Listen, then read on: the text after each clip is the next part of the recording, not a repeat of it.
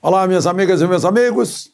Chegou a hora do nosso encontro nesta segunda-feira, 13 de março. Não me perguntem por quê, mas está lá escrito nesses hoje é dia de, que é dia do protetor de ouvido. Aí eu não perco a oportunidade, está sempre no meu bolso, é pequenininho.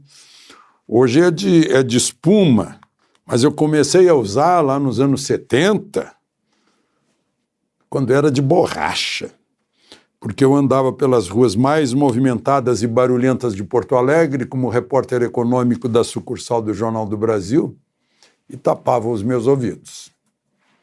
Talvez por causa disso eu estou ouvindo perfeitamente depois de 82 anos de uso da minha audição, né? Nadei há pouco, não uso para nadar, porque inclusive já há uma vedação normal no ouvido, né? Tem gente que usa para nadar. Tem protetores profissionais, de pessoas que trabalham sempre no barulho, né? Que abafam totalmente ou quase totalmente a audição, né?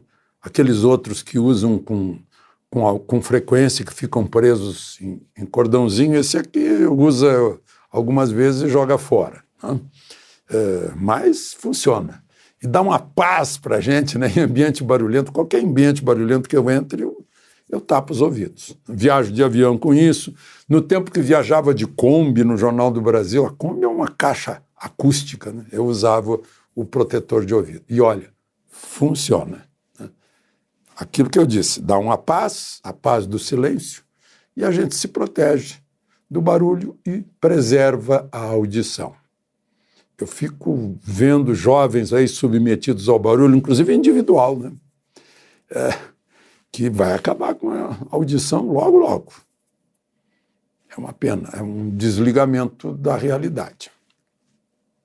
Bom, e 13 de março de 1964 foi o dia do comício da Central do Brasil. 150 mil pessoas, o presidente da República, João Goulart, ladeado no palanque por Leonel Brizola, Miguel Arraes, Luiz Carlos Prestes, presidente do Partido Comunista do Partido Comunista Brasileiro, que não estava legalizado. Mas o pior discurso entre todos esses foi o de José Serra, presidente da UNE. Era uma pregação assim de enforcar os capitalistas nos postes. O presidente ali, naquele momento, assinou 2 decretos de desapropriações de todas as refinarias que não fossem Petrobras e de todas as terras ao longo de ferrovias, rodovias, canais de irrigação, açudes. Essa agressão ao direito de propriedade, né? E mais essa festa comunista acabou desaguando no 31 de março. E João Goulart perdeu o governo. Bom, não esqueçam de se inscrever e ao final de deixar o seu gostei ou não gostei.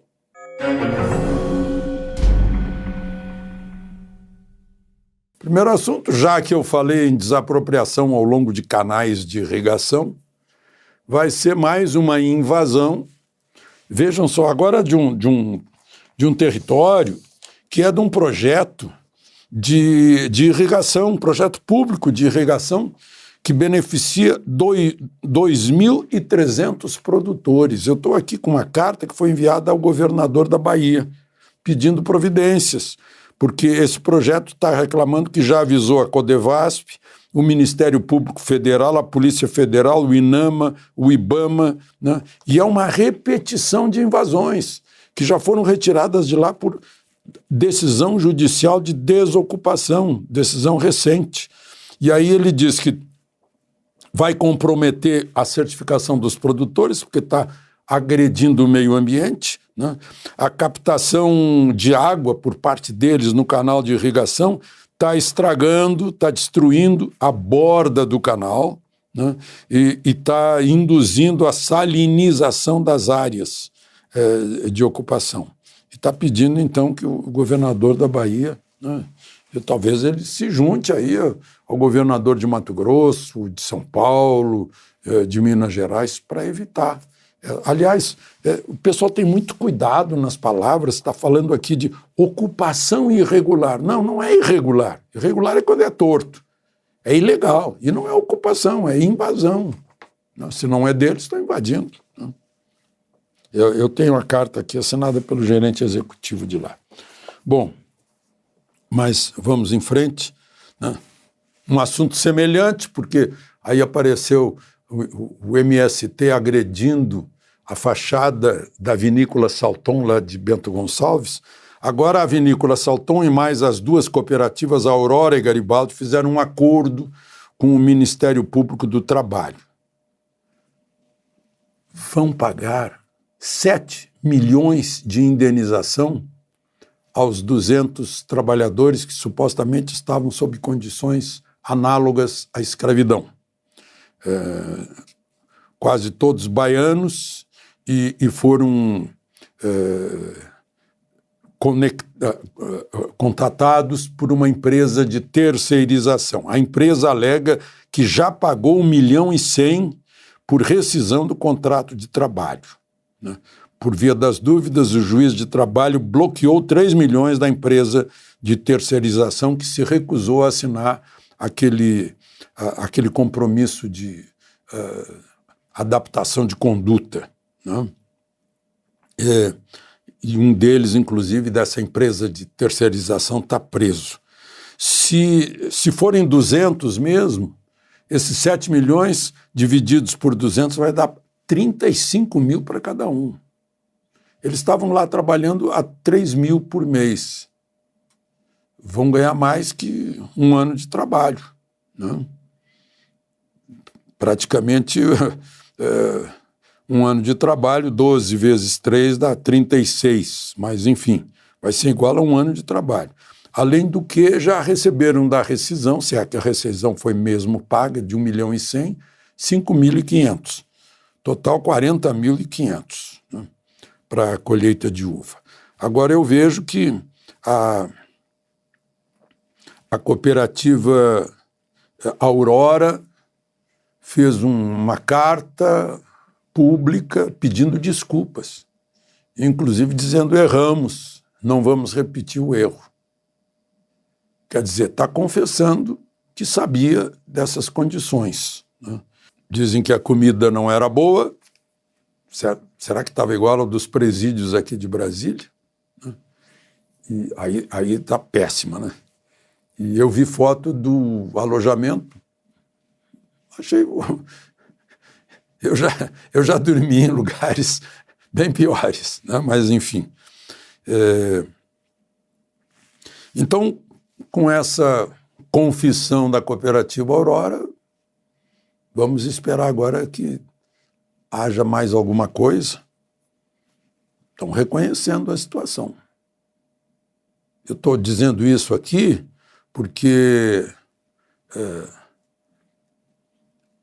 eu me adiantei achando que estava tudo muito estranho. Agora parece que não. Parece que essas coisas aconteceram mesmo, né? Assinaram um acordo, vão pagar 7 milhões e estão pedindo desculpas.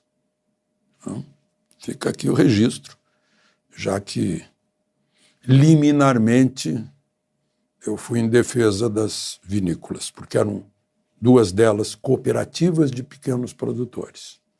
Deviam ter mais cuidado com a empresa de terceirização.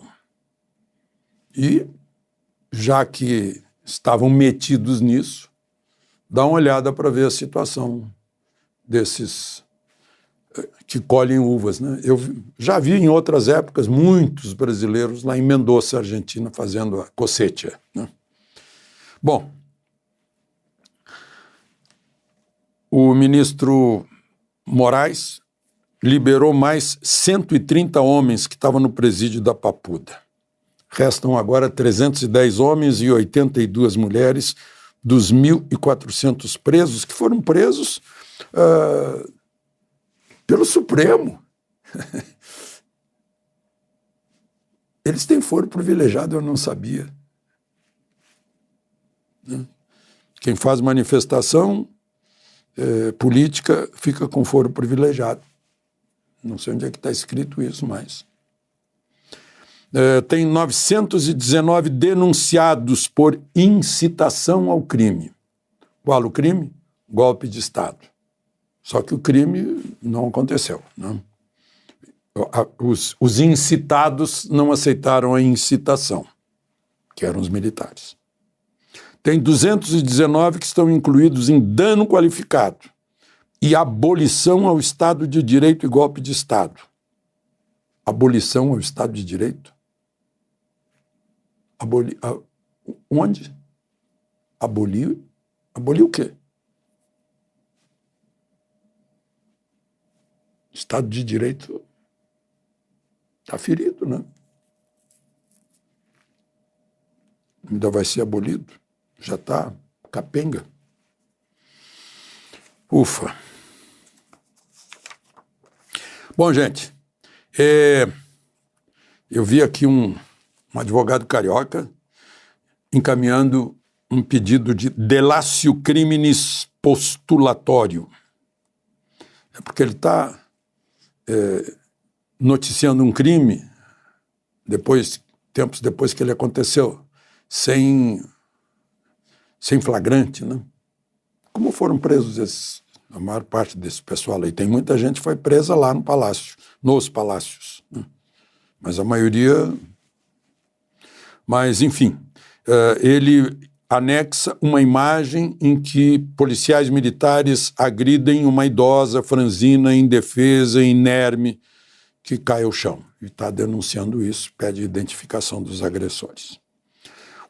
A propósito, a Comissão Parlamentar de Inquérito do Legislativo da capital do país, do Distrito Federal, está pedindo acesso aos registros da Presidência da República do dia 8 de janeiro, documentos, imagens, né, registros, imagens das câmaras de segurança, também pedindo à Advocacia Geral da União todas as ações, cópias das ações cíveis que encaminharam à Justiça, estão pedindo imagens do acampamento em frente do QG, imagens principalmente no dia 9, quando foram presas 1.200 pessoas por lá. Também querem saber de Anderson Torres por que ele pediu férias logo que assumiu a Secretaria de Segurança, né? Está sendo chamado a uma reunião reservada da CPI na quinta-feira, né? Querem saber também que história é essa dessa minuta que estava lá pronta para tentar invalidar eleições, né? Estão pedindo informações da Secretaria de Segurança do Distrito Federal sobre o relatório de inteligência e sobre os ônibus que chegaram nas vésperas, né, naquele fim de semana. Legislativo do Distrito Federal. Será que isso não mexe com o senador Rodrigo Pacheco, que precisa ler o requerimento da CPI, que está com todas as assinaturas necessárias, numa reunião conjunta de Câmara e Senado, que ele preside? Bom, o presidente Lula não deixou o Brasil assinar aquela moção da ONU condenando as agressões, as violências contra direitos humanos na Nicarágua. Nós não assinamos. 55 países assinaram. Até a Colômbia, Argentina, Chile assinaram. Nós não, né? Mas agora até o Papa se manifestou.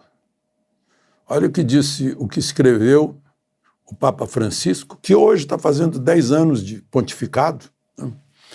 O Papa Francisco, o cardeal Bergoglio,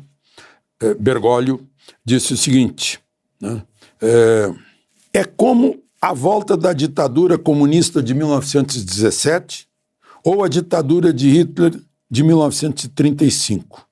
São ditaduras grosseiras. Ele estava se referindo ao fechamento da Universidade Católica na Nicarágua.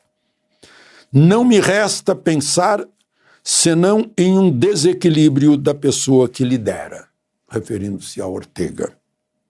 Ortega imediatamente mandou fechar a Nunciatura Apostólica, que é a Embaixada do Vaticano, e o Ministério de Relações Exteriores anunciou a suspensão de relações diplomáticas com o Estado da Santa Sé, do Vaticano, né? Na nota do Ministério de Relações Exteriores da Nicarágua, ouçam bem, diz que o governo de reconciliação acusa o terrorismo golpista que usa notícias falsas, fake news. Semelhança de termos, né? São as mesmas cabeças totalitárias que produzem esses termos lá e cá. Pois é, gente, está o artigo 101 da Constituição, só para lembrar, porque vai abrir uma vaga no Supremo, estabelece que para ser ministro do Supremo tem que ter, no mínimo, 35 anos e menos de 65. E notável saber jurídico e reputação ilibada. Não exige, não determina o sexo que deve ter, nem a cor da pele. O principal é saber jurídico e conduta ilibada. Mas estão dando importância ao sexo e à cor da pele. Estranho. De Brasília, Alexandre Garcia.